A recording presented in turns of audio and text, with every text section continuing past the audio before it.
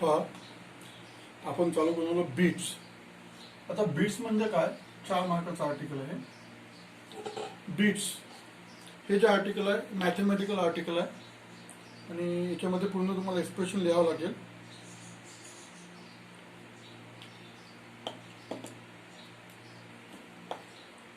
पहा आता चालू करून देऊ आपण. पहा समजा हे 2 म्युझिकल इन्स्ट्रुमेंट आहे. या 2 म्युझिकल इन्स्ट्रुमेंट पासून अशा 2 साऊंड वेव्ह निघालेल्या आहेत. समजलं ना? त्या 2 साऊंड वेव्ह अशा मिक्स होतील एकमेकांमध्ये आणि एक रिझल्टंट साऊंड वेव्ह तयार होईल. त्याला म्हणतात beats. 2 sound wave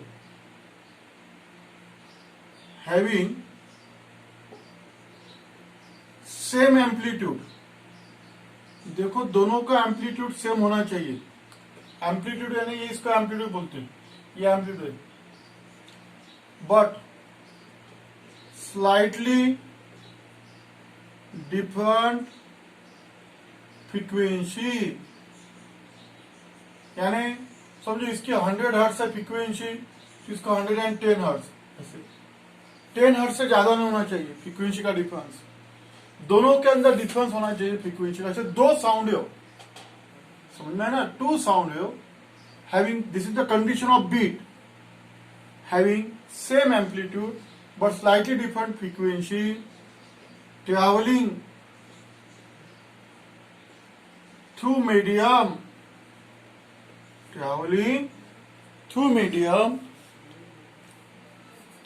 in the same direction,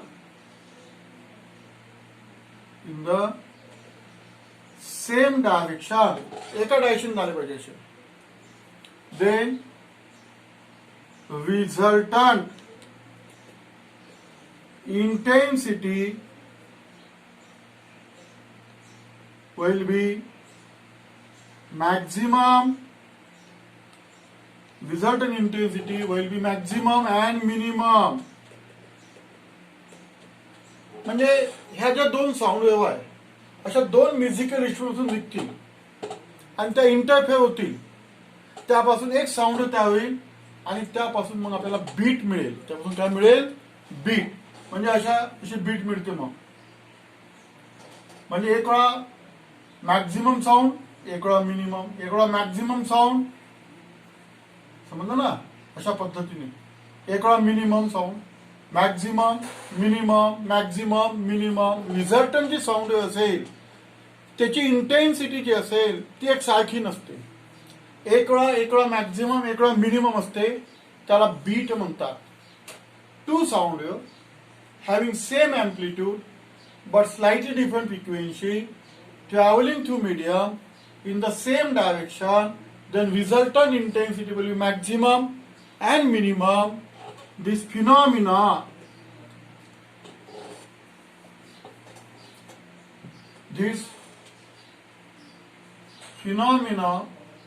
is called as beat. याला बीट्स म्हणतात. याला काय म्हणतात? बीट्स. याला बीट्स म्हणतात. ही झाली बीटची डेफिनेशन. आता हे जे बीट्स आहे समजलं ना? The maximum intensity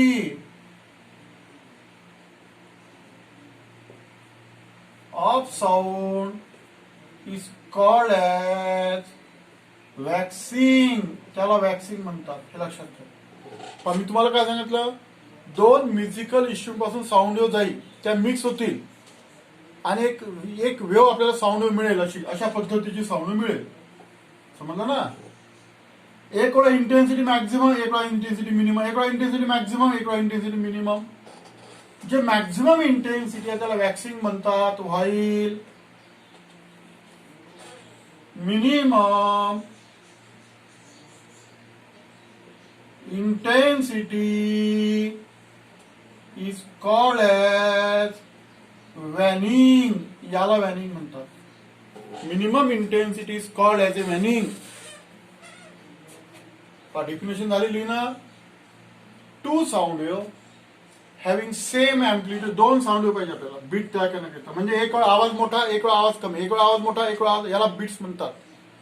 2 sound wave having same amplitude but slightly different frequency traveling through medium in the same direction, then resultant intensity will be maximum and minimum.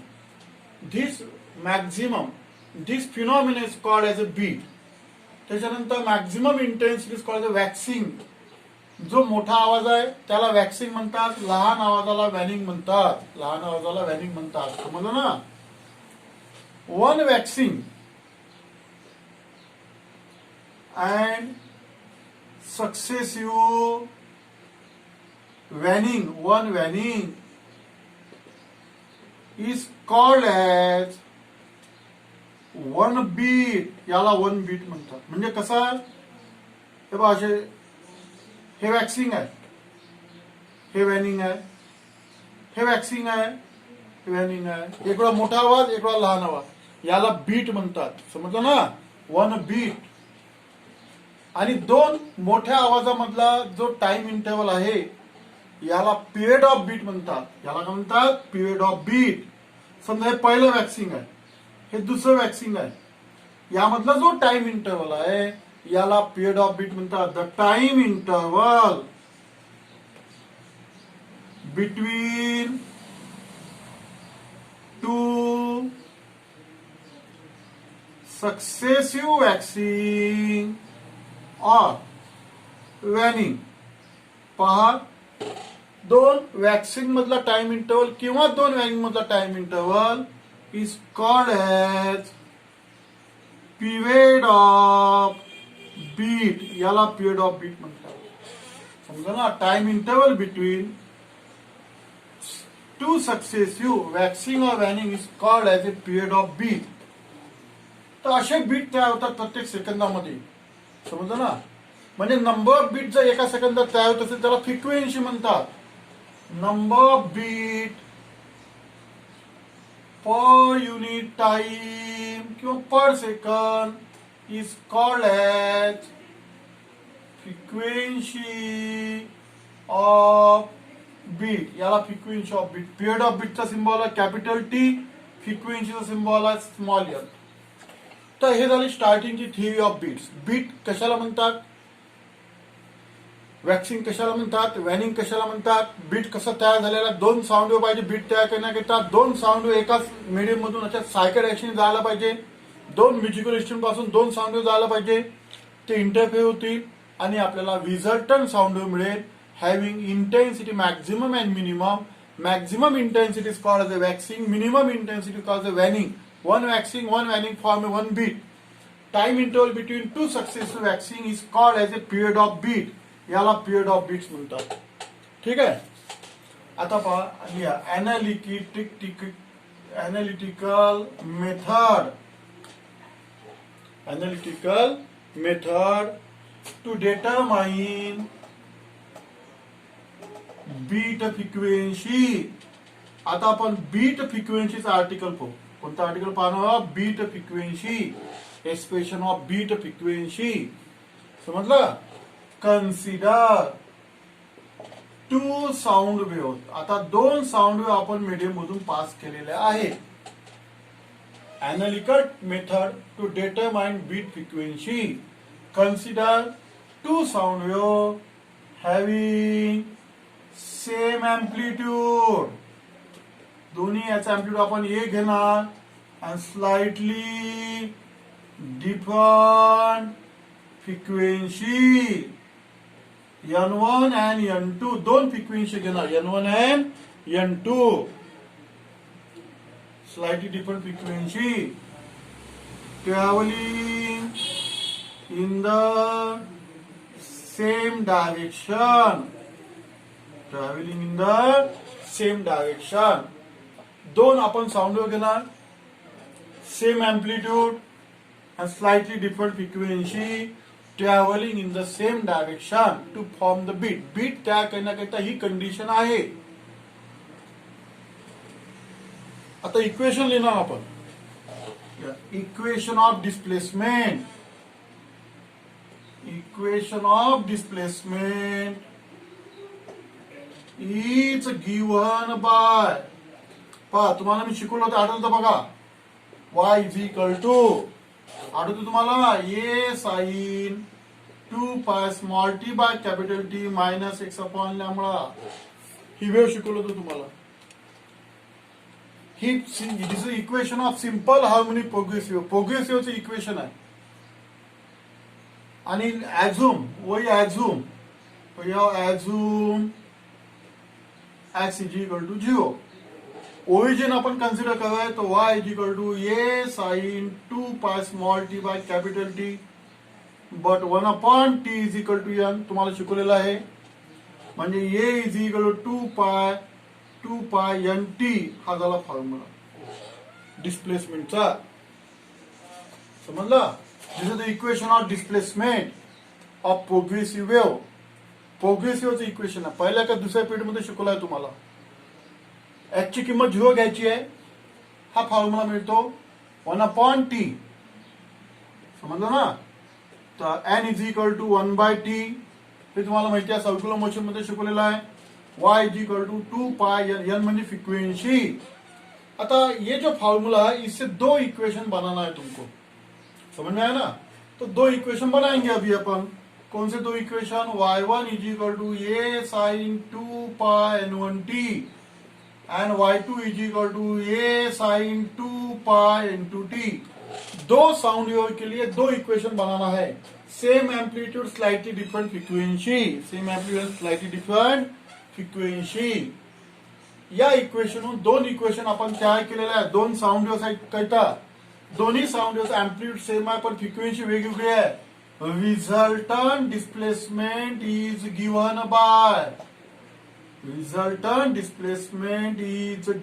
Bye y is equal to y1 plus y2 according to principle of superposition. दोघांची addition करायची म्हणजे y1 चा formula a sin 2 pi n1 t plus a sin 2 पाय n2 t. Substitute the value of y1 and y2. इथून common काढा. ये bracket मध्ये काय आहे ते sin 2 pi n1 t plus sin 2 पाय n2 t. समझिए इसको इक्वेशन 1 कंसिडर करो. ठीक है. देखो ये दोनों फॉर्मूले लिखना है y1 एंड y2. फॉर्मूला निकाल के दिया y is equal to a sine 2 pi n1 t and n1 n2 दो फ्रीक्वेंसी दो साउंड वेव के लिए. रिझल्टंट डिस्प्लेसमेंट लिख लिया. ये कॉमन काढा. आता इथे आपल्याला एक फॉर्म्युला वापरायचा आहे sine C plus sine D. लिहा वरच्या मार्जिन मध्ये लिहा. माहित असेल तुम्हाला sine C plus sine D चा फॉर्म्युला. वरच्या मार्जिन मध्ये लिहा formula. Sine C plus sine D is equal to कोण सांगते sine 2 sine C plus D upon 2 cos C minus D upon 2. हा फॉर्म्युला हा वरच्या मार्जिन मध्ये लिहून घ्या तुम्ही. Sine C plus sine D is equal to 2 sine C plus D upon 2 cos C minus D upon 2. इसको C consider करना है, इसको डी कंसीडर करना है और ये फॉर्मूला लगाना है यहाँ पे. तर लावू मग आपण फॉर्म्युला. काय मग y is equal to a sine. इथं आता 2a घेऊन टाकू आपण. हा जो फॉर्म्युलाचा 2 आहे तो इथं टाकून देऊ. साइन ठीक आहे 2 पाय n1 t प्लस 2 पाय n2 t upon 2 cos 2 pi n1 t minus 2 पाय n2 t अपॉन 2. हा फॉर्म्युला लावला आपण.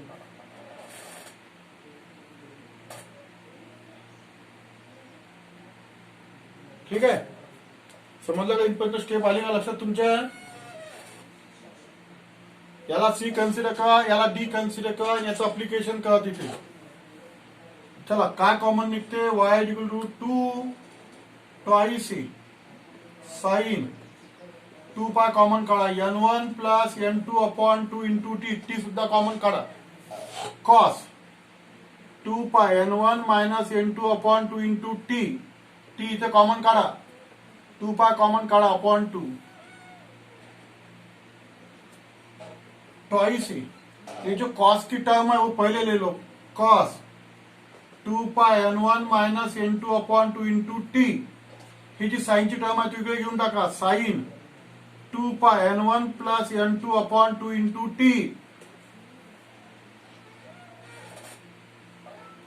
ठीक आहे, याला इक्वेशन नंबर 2 देऊन दे. Equation number 2. आता काय का, याची जी किंमत आहे putting capital A is equal to twice A cos 2 pi n1 minus n2 upon 2 into T. ये वैल्यू जो है ये कैपिटल ए की वैल्यू होती है, और ये mean frequency n1 plus n2 upon 2 is the mean frequency. पहल्या साउंड की फ्रिक्वेंसी n1, दूसऱ्या साउंड की फ्रिक्वेंसी n2, तो ये बन गई मीन फ्रिक्वेंसी. ये क्या बन गई? मीन फ्रिक्वेंसी. तो इक्वेशन 2 क्या बन जाएगा? देयरफॉर इक्वेशन 2 बिकम्स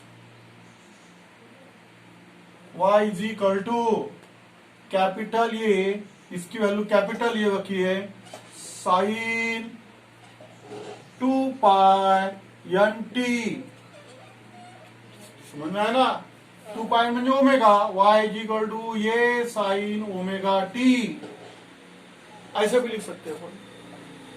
म्हणजे दोन साऊंड वेव्ह पासून जे आपण तिसरी साऊंड वेव्ह तयार केलेली आहे त्याची फ्रिक्वेन्सी n आहे. समजलं? म्हणजेच this is equation of progressive wave. ही सुद्धा प्रोग्रेसिव्ह वेव्हच आहे, having frequency n and amplitude ये. यानी ये भी क्या है? ये भी एम्पलीट्यूड, यानी ये दोन साऊंड आहे. y1 आणि y2 आपण दोन साऊंड घेतले, त्यापासून आपण रिझल्टंट साऊंड तयार केलेली आहे. ती जी रिझल्टंट साऊंड तयार केलेली आहे त्याचा एम्पलीट्यूड ए आहे आणि फ्रिक्वेन्सी n आहे. ठीक आहे. आता आपल्याला पाहायचं आहे फॉर मॅक्झिमम एम्पलीट्यूड, म्हणजे वॅक्सिंगची कंडिशन पाहायची आहे आपल्याला. वॅक्सिंग म्हणजे सांगितलं तुम्हाला, maximum intensity is called as a waxing. Maximum intensity called as a waxing. चला, कंडिशन ऑफ वॅक्सिंग म्हणजेच मॅक्झिमम एम्पलीट्यूड. Maximum amplitude. आता वॅक्सिंग कधी तयार होईल? A is equal to plus minus twice a. म्हणजे पहा, दोन साऊंड वेव्ह आहे, हे बीट तयार झालेलं आहे. हे मॅक्झिमम साऊंड इंटेन्सिटी, हे मिनिमम, मॅक्झिमम, मिनिमम. समजलं ना? मिनिमम. हे जे मॅक्झिमम तयार झालेलं आहे, प्लस ए हे मायनस ए, म्हणजे प्लस मायनस ट्वाइस ए. ही कंडिशन आहे मॅक्झिमम एम्पलीट्यूडची. वॅक्सिंग म्हणजे इंटेन्सिटी बिकम्स मॅक्झिमम. चला, ये तुम्हाला माहित असेल, intensity is directly equal to square of amplitude. I म्हणजे इंटेन्सिटी, असं लिहा. Intensity is directly proportional to amplitude square. अगर एम्पलीट्यूड ज्यादा है तो इंटेंसिटी ज्यादा है, इसलिए वो वैक्सिंग फॉर्म हो जाता है. चला, फॉर्मूला ठेवा. Twice A cos 2 pi n1 minus n2 upon 2 into T is equal to plus minus twice A. Substitute the value of capital A. Capital ए ची किंमत ठेवून द्या.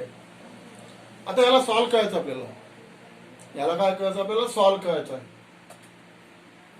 ट्वाइस ए कॅन्सल. काय मिळते मग आपल्याला? Cos 2 pi n1 minus n2 upon 2 into T is equal to plus minus 1. तेवढं मिळालेलं आपल्याला. आता हा जो आहे हा अँगल आहे, समजा याला आपण थिटा कन्सिडर करू. या बाजूला कॉस 0 इज इक्वल टू 1. म्हणजे या अँगलची किंमत किती असली पाहिजे? 0 तर प्लस 1 भेटेल आपल्याला. Therefore 2 pi n1 minus n2 upon 2 into T is equal to किती असली पाहिजे किंमत याची? 0. याची किंमत कॉस 0 ची किंमत 1 असते, म्हणून याची किंमत 0 असली पाहिजे. Cos pi by 2 is equal to 0. Cos pi is equal to minus 1. याची किंमत पाय असेल तर मायनस 1 भेटेल, म्हणून पाय टाकून दे. हे आपल्याला कामाचं नाही. याची किंमत 0 आहे का? नाही. पुन्हा कॉस पाय झाला ना, 3 पाय बाय 2 0. कॉस 2 पायची किंमत प्लस 1 म्हणजे 2 पाय. म्हणजे याची किंमत जर आपण 0 ठेवली तर +1 येते, याची किंमत पाय ठेवली तर -1 येते, 2 पाय ठेवली तर +1 येते. अशा किमती काढायच्या आपण. समजा ना, हा अँगल आहे एक प्रकारचा, इथे निवडा अँगल आहे, हा अँगल आहे, या अँगलची किंमत आपण ठेवलेली आहे. आता इथे 2 कॅन्सल कर. ठीक आहे, 2 कॅन्सल केला. 2 कॅन्सल केल्यानंतर आता काय करायचं, काय स्टेप मिळते आपल्याला, pi n1 minus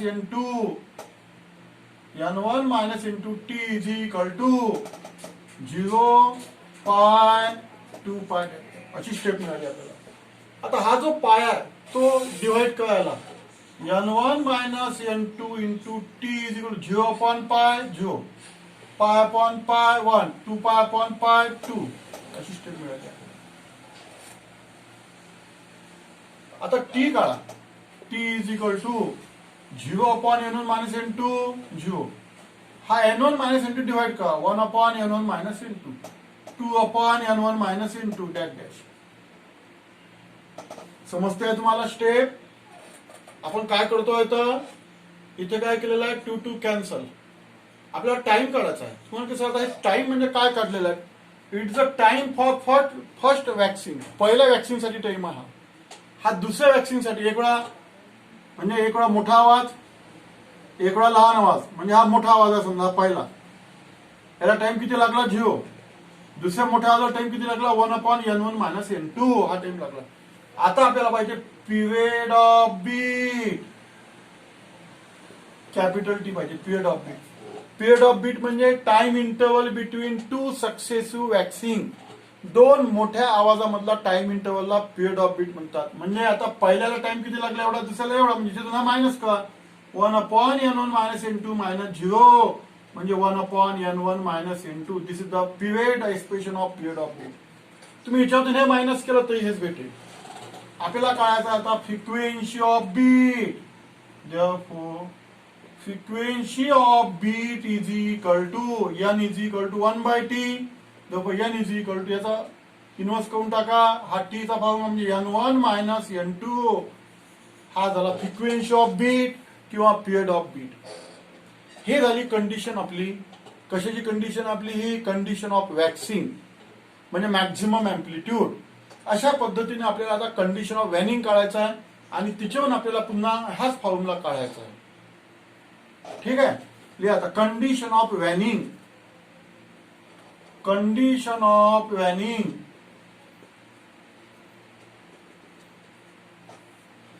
minimum amplitude. ठीक आहे, a is equal to 0. Minimum amplitude म्हणजे वॅनिंग. आपल्याला वॅनिंग तयार करायचं आहे. कधी वॅनिंग तयार होईल, अँप्लिट्यूड 0 असेल तर. अँप्लिट्यूडचा formula twice A cos 2 pi. चला याचा फॉर्म्युला ठेवून द्या, n1 minus n2 upon 2 into T is equal to 0. चला किंमत ठेवून द्या, substitute value of capital A. ठीक आहे, आता हा 2a इकडे घेऊन आहे, therefore cos 2 pi n1 minus n2 upon 2 into T is equal to 0. हा 2 इकडे आणा, 0 अपॉन 2a म्हणजे 0. आता याची किंमत पुन्हा पहा, किती अँगल म्हणजे 0 असते, cos pi by 2 is equal to 0, cos 3 पाय बाय 2 इज इक्वल टू 0. आपण पाहिलाय ना, म्हणून याचे व्हॅल्यू 0. म्हणजे या अँगलची किंमत किती असली पाहिजे, therefore 2 pi n1 minus n2 upon 2 into T is equal to, या अँगलची किंमत किती असली पाहिजे, पाय बाय 2, नंतर 3 पाय बाय 2, 5 पाय बाय 2. 2 तिथे कॅन्सल कर. काय स्टेटमेंट मिळते, pi n1 minus n2 into T is equal to pi by 2, 3 पाय बाय 2. अशा पद्धतीने आपल्याला व्हॅल्यू मिळतात. आता हा जो पाय आहे तो इकडे घेऊन डिवाइड करा, therefore n1 minus n2 into T is equal to, हा पाय डिवाइड करा इकडे, काय होईल मग, पाय अपॉन 2 पाय म्हणजे 1 बाय 2. हा इकडे डिवाइड करा, 3 बाय 2, 3 पाय अपॉन 2 पाय म्हणजे पाय पाय कॅन्सल झाला. आता टी कळा, हा N1 मायनस N2 डिवाइड करा, 1/2 N1 minus N2 dash 3/2 N1 minus N2 dash. हे आपण काय काढलेलं आहे?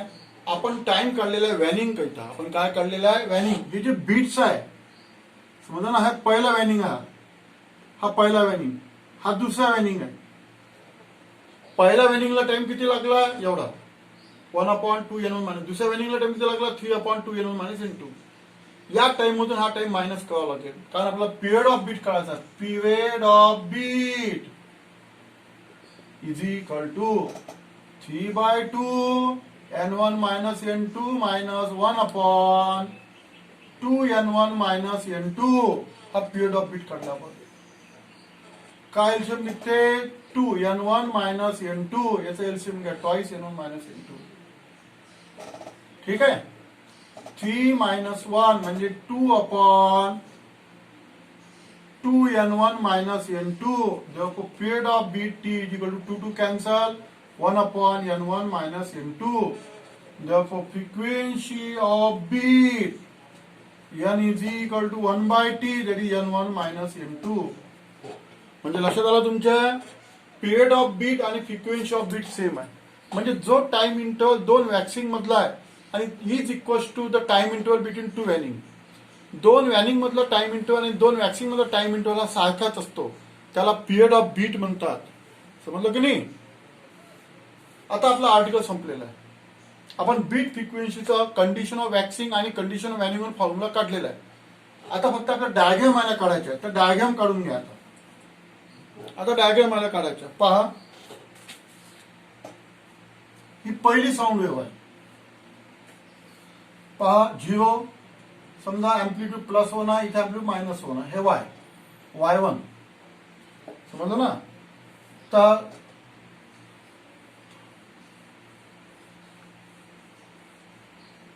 Y1 दुसरी अँप्लिट्यूड काढा, दुसरं 0 +1 -1. आता ही जी फ्रिक्वेन्सी आहे याच्यापेक्षा थोडी जास्त दाखवा फ्रिक्वेन्सी. अँप्लिट्यूड एवढाच येईल, amplitude will be same but frequency will be different. पहा, दोन्ही केसमध्ये अँप्लिट्यूड काय घेतलेला आहे? आपण सारखाच घेतलेला आहे. समजलं ना? +1 अँप्लिट्यूड सारखाच घेतलेला आहे. पण दोन फिगरमध्ये काय डिफरन्स आहे? इथे पहा, नंबर ऑफ व्हायब्रेशन, इथं गॅप जास्त आहे, इथं गॅप कमी आहे. म्हणजे इथं फ्रिक्वेन्सी जास्त आहे, इथं फ्रिक्वेन्सी कमी आहे. आता बीट फ्रिक्वेन्सी काढू. ही बीट फ्रिक्वेन्सी आहे. समजलं ना? +1 0 +2 -1 -2 बीट फ्रिक्वेन्सी. हे Y2 आणि हे Y. रिझल्टंट, तर रिझल्टंट आपल्याला असा मिळतो, बीट्स तयार झालेला आहे. हे waxing waxing waxing, waning waning वॅनिंग. ठीक आहे.